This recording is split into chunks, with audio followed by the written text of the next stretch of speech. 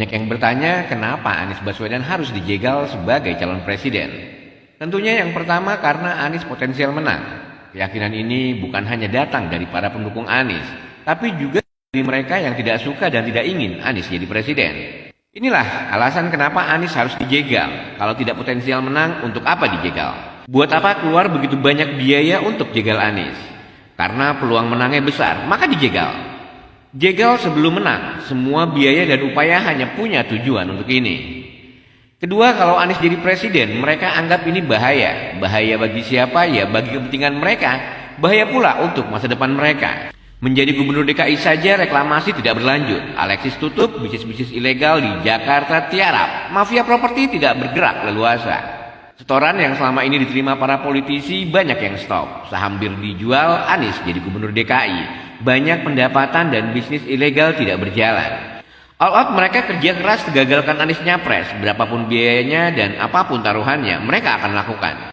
Ada informasi dari sejumlah politisi kawakan dan pebisnis kakap. Kakap itu artinya punya duit triliunan.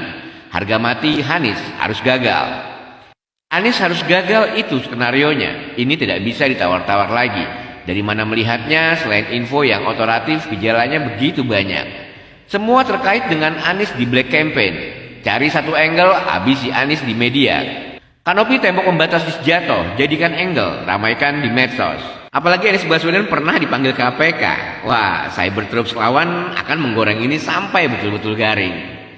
Padahal kasusnya nggak ada, itu adalah permainan cyber troops. Yang penting bukan substansinya, tapi sensasinya, Bung. Pembentukan opini jadi target. Serangan dan upaya menjegal Anies tidak pernah berhenti dan dilakukan dari semua lini, sistemik, masif, dan terstruktur. Sejumlah orang yang punya banyak pengalaman di cyber troops ambil bagian di sini, tak kecuali pihak-pihak yang pernah menangkan Jokowi di Pilpres 2014 dan 2019. Diduga kuat melibatkan sejumlah institusi dan lembaga-lembaga profesional untuk mencegat Anies agar bagaimanapun caranya tidak bisa nyapres. Apa yang diungkapkan politikus Demokrat Andi Arief bahwa Anies berupaya dijegal telah menegaskan kebenaran informasi yang beredar selama ini.